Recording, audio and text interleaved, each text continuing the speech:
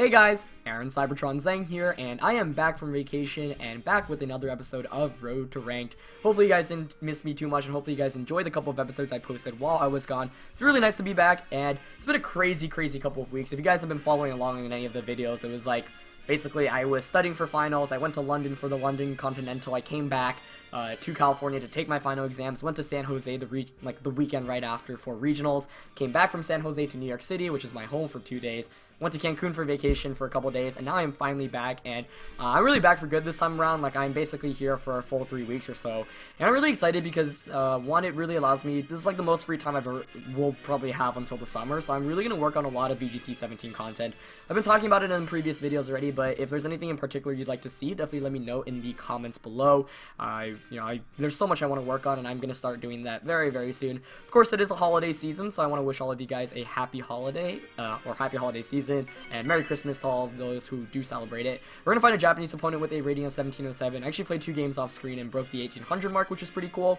I would love to reach the 1900s on Road to Ranked pretty soon, because there are a lot of top players in the 1900 zone, but it's nice that we're in the 1800s currently. And I do want to quickly address 2 things. I saw people were saying comments about how like my audio isn't necessarily synced up with my video, so I will really look into that. Sorry it's been so long to address that. Second thing I wanted to point out is that I know that people were talking about me not changing the music too often, and that's because I never really listen too much to the music because it's kind of low on my computer and I talk and so I barely hear it. But if that's something you guys would like to see me change more often, I will do that. So yeah, just wanted to quickly talk about that. Anyway, it's really nice to be back, and yeah, I'm gonna just keep it up with the daily content. Just expect a lot more cool things. First opponent of the day is going to have a team of Raichu, Coco, Garchomp, Lele, Arcanine, and Celesteela. So pretty scary looking team because Rain loves it. But, like, Rain does pretty nicely against these combos. But the thing is, the Raichu-Coco combination is really scary. For that reason, I'm actually going to go Metagross Lele, making a hard read that the Raichu-Coco combo will be coming out. In the back, I still really like my Coco because it outspeeds and can just Thunderbolt and Hidden Power Ice Garchomp. And for the last one, Pelipper with the Sash is kind of tempting because it does give me an option against Arcanine. And I think I'm actually going to bring that. I can set up Tailwind too if I want to switch into it. So let's see if we actually do see the Coco Raichu combination from my opponent, because that's what you want to lead against Rain. And I'm baiting Rain really hard here because Lele Metagross has a really nice matchup against Coco Raichu. So we're going to get into this first game. As always, if you do enjoy Road to Rank, please share support by leaving a like in the video. I'd really appreciate it. It's going to be Metagross and Lele coming out from my side. My opponent is going to bring out the Raichu and the Garchomp. Oh, okay, interesting. So not quite what I was expecting. It's not the worst, but I wouldn't say it's the best either. My opponent can't fake out, that's the one nice thing. So I think I'm actually just going to launch a Zen Headbutt onto Garchomp and protect. Because an Earthquake can't knock me out. My opponent's not going to Earthquake when Raichu's on the field, so that means Raichu either swaps out here or protects. And that means Earthquake goes off against Metagross, but then I can pick up the knockout onto Garchomp if it's not sashed. If it is sashed though, then we do have some problems. And I'm kind of surprised to see this lead against Rain, but I think that might mean that Raichu has a Sash, because Sash Raichu would make a lot of sense if you brought this lead against the Rain lead. So we'll see. I was definitely expecting Coco, but I'm okay with this. I suppose if Raichu switches out in Coco could be a little bit tricky. But turn 1, I definitely want to avoid a potential Poison Jab onto Lele. The issue is I might lose the Terrain Ward too, like by leading Lele, so no switch outs from my opponent, okay. What do we see? Ooh, Volt Switch, actually. Is he gonna Earth? No freaking way. Okay, well, we'll see if Raichu has a Sash here or not. I think it does. No! Okay, if Zen Headbutt does not miss, we will be living. Please don't miss, please don't miss, please don't miss. Please. Nice! But that might have the Sash then. But we take those. Hey, that's Zen Headbutt though. Let's go. So my opponent Volt Switching into Lele was a very interesting decision. Like, if you Volt Switch on a Metagross, I don't think you put it in KO range anyway, given my investment, but you come darn close. And I just, am surprised my opponent didn't consider the Protect option, but I'm not going to complain. However, it's still far from over. Let's see what the last 2 are. Ooh, Lele and Coco. I think that means I actually win the Terrain War here, because, yeah, Electric Surge goes up, and then my opponent's Psychic Surge should just reactivate. Oh no, it doesn't actually. Wow, interesting. So I thought because Coco was faster, like, you bring electric terrain, then psychic terrain comes back up, but that's not the case. It's actually a mechanic I did not know about, so it's good to know that. But here, I'm actually going to... Z Psychic move, I think, still might just knock out Coco. I'm not going to switch out right now because I do have a Sash Pelipper in the back. Ooh. So that's Scarf's Lele. Ooh, that's bad. Potentially. Who does Thunderbolt go into? Okay, never mind. I still get the Z move off. Wow, this was a very fast-paced game. And it's Life Force Plus getting knocked out. What was my opponent trying to Volt Switch into? I guess, like, the Lele would have made the most sense. But Raichu going down on the first turn just made my life very, very easy. So, hey, we take those. And kind of interesting to not see the Sash on Coco, Raichu, or Garchomp. But, hey, that makes my life a lot easier, too. So, yeah, Z Psychic move here should definitely knock out Coco, even without Psychic Terrain up. As it does. Perfect. Okay, and that's going to be Pelipper coming in. I'm just going to bring in Pelipper, protect Tailwind for the safe plays. Because you can't not... I don't even need to protect, actually. Yeah, like, there's no need to protect the more I think about it. Yeah, I don't even need a Tailwind. Scald Moonblast is just a knockout on solo Lele. I mean, it's a 3-on-1. Like, Lele can't solo this, especially when it's Scarf locked into Psychic. So, 3-turn game for you guys, I think. Yep, that's a Psychic. I don't think that even brings me down to my Sash without Psychic Terrain. Yeah, does like 75%.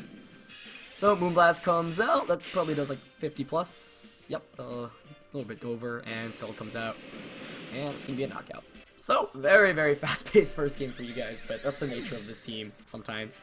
I'm glad because I was kind of scared based off that lead matchup. I was like, this is not what I was anticipating. But the thing is, typically you can make somewhat safe plays with Metagross against Garchomp. Actually, one thing I did not consider that could have been very scary is Z-move Garchomp. If that was a Z-move Garchomp, Metagross could have gotten nuked immediately, and that's something I didn't even talk about, so I got a little bit lucky that it was not Z-move Garchomp there. Perhaps I should have gone with the Rain lead. I just really thought Coco Raichu was coming up because that makes the most sense if you're anticipating Rain, and the reason why that makes the most sense, obviously, is because you outspeed Golduck with Raichu. And so you, like, could lead Rain with Lele in the back, because then what you could do is turn 1, protect Golduck, and then switch into Lele, but then your Lele is going to take a lot of damage, and if there's a Focus Sash on either, then that's a big deal as well. But second opponent found really, really quickly, Japanese opponent, with a rating of 18-16, and of course, ooh, there's actually Savali on my opponent's team, and I don't know my Savali types at all. Like, at all. I know it's based off, like, you can tell based off team preview, but yikes. So we actually have another Coco Raichu lead here, and as a result, I actually am going to lead Lele Metagross again, because it's pretty safe, really, against my opponent's team. Like, it's honestly really solid overall, so I like that in general. But yeah, Savali's an interesting Pokemon because it hasn't been used at all in VGC, or not, like, hasn't been used at all, but, like, hasn't been seen at top level play yet. Of course, there's only been 2 major events in the London International and San Jose Regionals. But we haven't seen any of those. Is that like water typing? I would think so based off the blue in its tail, but I don't know my types when it comes to that. But yeah, of course I will be doing a team report on this team, and I mean, I'll combine it with my London team report since this is a modified version of that team. But yeah, I think I'm going to go Lele, Metagross. I do want Coco still, I think. Yeah. And for the last one, let's go Pelipper. I like having Pelipper anytime there is a Giga Lift, because if you do win the Weather War, then you can just Scald potentially for a knockout. And Pelipper with the Focus Sash here is also immensely helpful. Like, Sash changes everything because it allows you to get a Tailwind up, allows you to get one attack off even if they're faster, etc. And getting a Sash Tailwind up can be very, very clutch. So, let's see what my opponent decides to bring out. That first game, though, he actually Earthquaked himself. That's why it's, typically good to have Flying or Levitate Pokemon. Just get that synergy. And we do see the Coco Raichu lead this time around, okay. So, kind of interesting to see both of my opponents bring that. It does mean I win the Terrain War instantly. That means I can just protect Earthquake turn 1. You could still double Thunderbolt into Metagross, I suppose.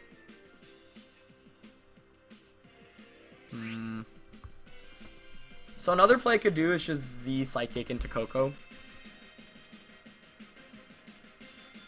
I do really want to protect...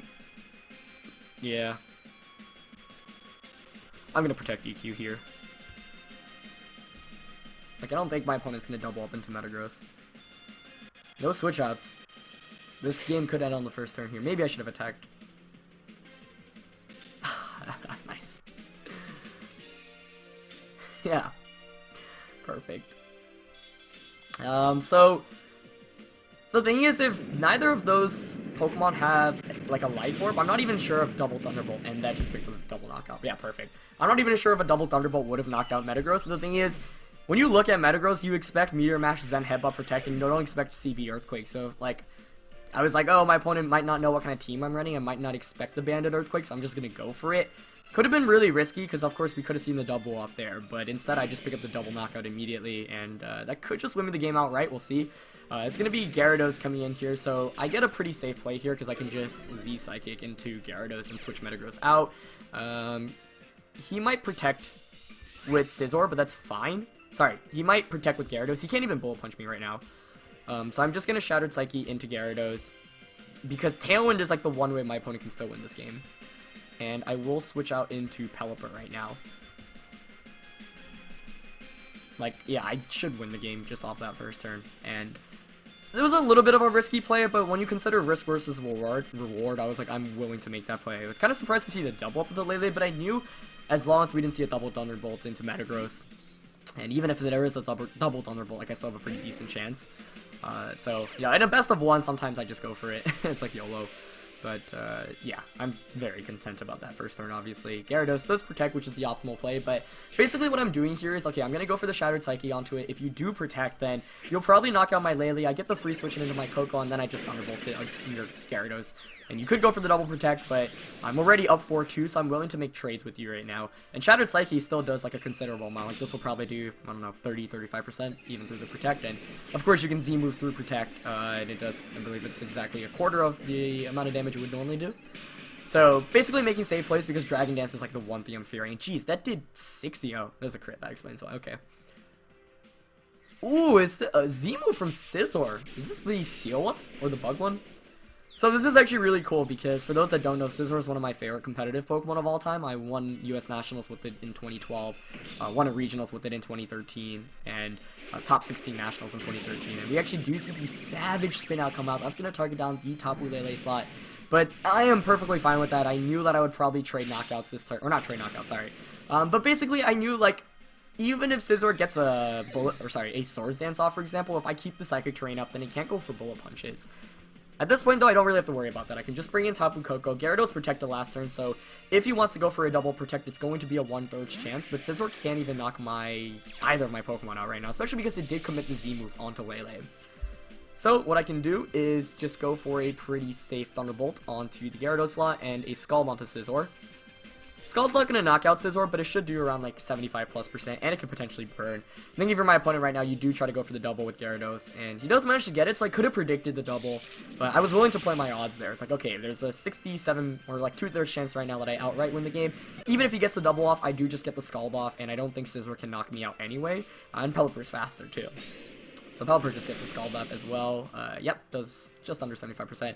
He did have the Swords Dance as well, so that was like the other thing I was fearing, I guess, because if you get the Swords Dance off and Gyarados gets the double protect off, then you're in kind of a predicament, because it's like, I think it's still fine though, because like Scizor's forced to attack and Pelipper's faster, right? So then what happens if Gyarados gets that protect off is the next turn I just Thunderbolt into Gyarados again and I just Scald Scizor.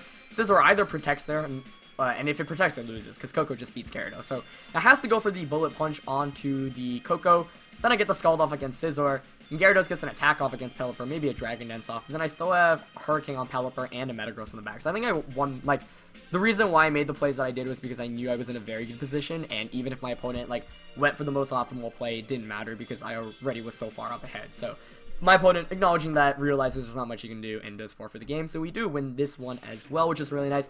And that does mean we probably have time for a third match, which is pretty exciting. But yeah, it's been pretty crazy. I mean, both of the teams we went up against today, having Raichu and Koko, that second game I was like, I'm just going to go in for this play, and it worked out perfectly.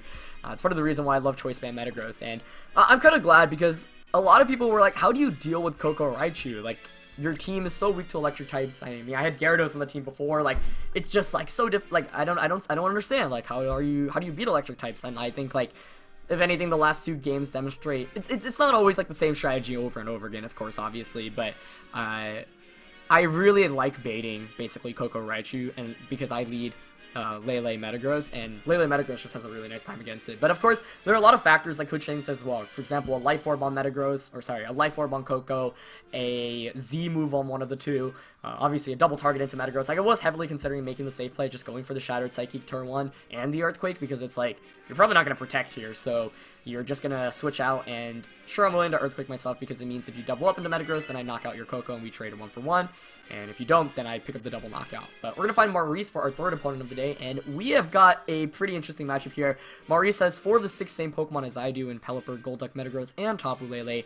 The back 2 are Celesteela and Marowak. So there's a fair amount I would probably change about my Kartana, and one of them would definitely be to 100% survive Golduck's Z move, because that is a very scary attack. Now, against opposing rain, I actually like leading Pelipper Golduck, which is, I don't know, it's not the most ideal. But I do have Encore, and Encore makes a difference. It makes a very big difference. Yeah, I'm going to go with those two. Celesteela is a pretty big issue still. And if you bring Marowak, you know, it's like definitely a little bit difficult to bring Marowak. Maybe my opponent still does it, though.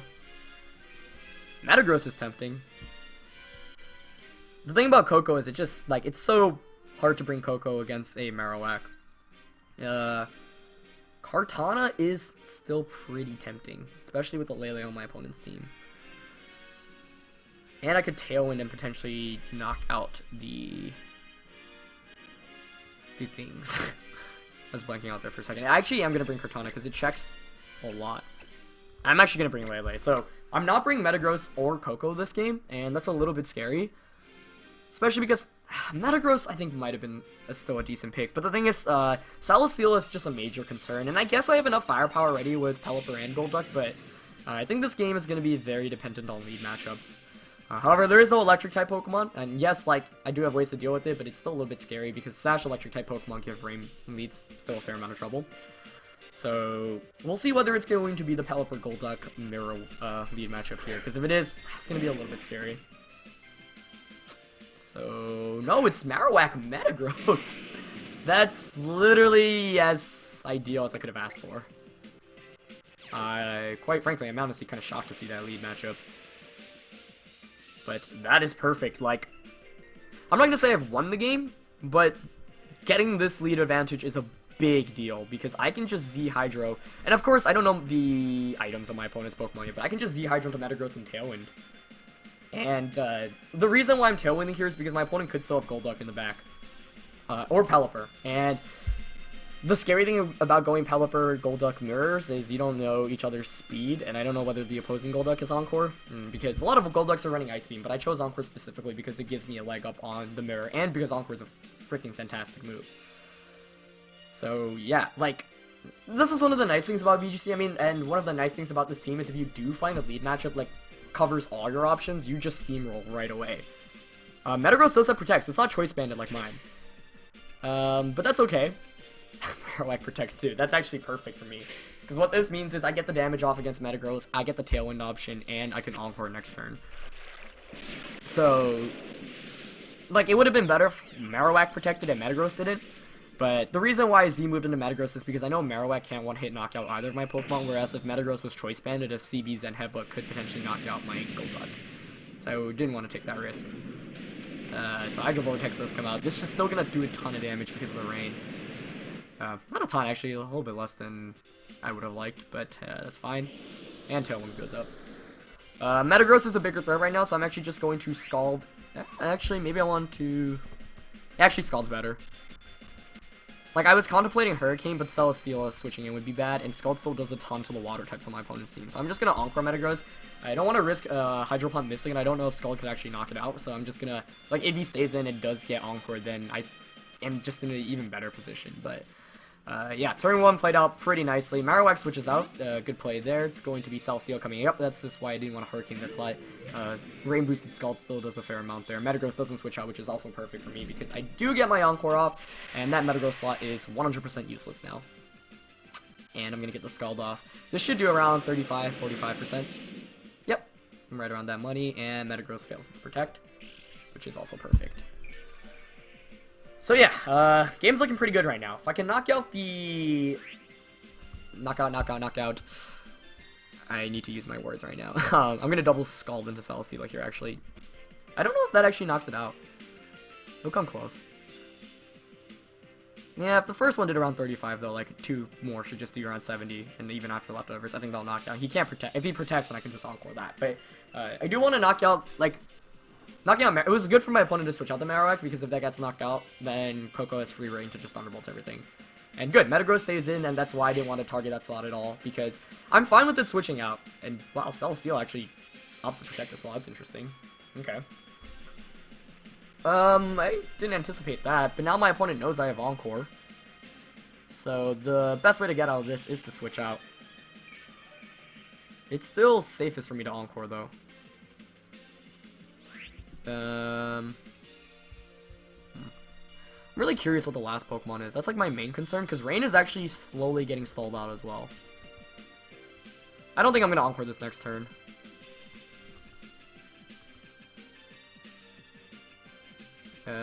Yeah, I'm actually just going to double Scald for damage output, because I actually need to take advantage of the Rain and the damage right now. It was a good decision to stay in with Metagross there. And yeah, we'll see. Like, switching out Celesteela right now is very risky, but I can see my opponent doing it because he knows I have Encore.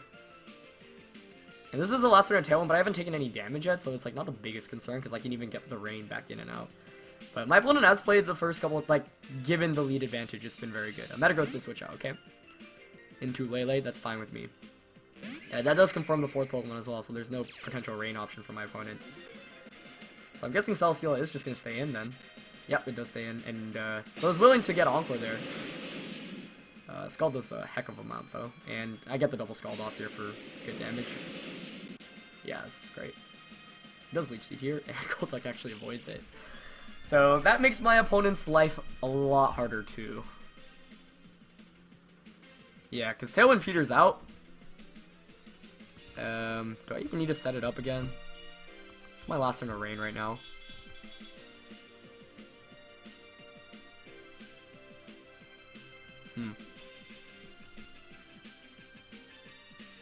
Yeah, I'm just gonna honestly bring in Kartana and Scald Lele. Like, my opponent doesn't have any water resist, so I can just keep on spamming Pelipper Golduck. But I do think my opponent has made some really solid plays, because given the lead advantage, like, I was just so far ahead. The issue, however, is he went for the target onto Golduck instead of Pelipper, and I think if you target Pelipper there, you do break the sash, and you potentially... I suppose, actually, I would still outspeed Lele anyway. And Lele doesn't even protect, and that was the biggest threat to my team, so I feel pretty comfortable. Like, I mean, I felt really comfortable about the game from the start, but given the 4 Pokemon, like, the matchup was definitely pretty optimal. We actually see the Heavy Slam come out here, which is interesting. It's not going to do too much damage to Kartana. Yep. Rain does stop here, but I've taken, like, minimal damage thus far, and I can just get the Rain back up now. So, that was a unfortunate Leech Seed miss, but, like, I don't think it mattered too much in the long run. So we'll see what comes in right now. Gonna be Metagross. That's cool with me. Yeah, that's fine. Honestly, I'm just gonna switch back out into Pelipper. And I'll Scald.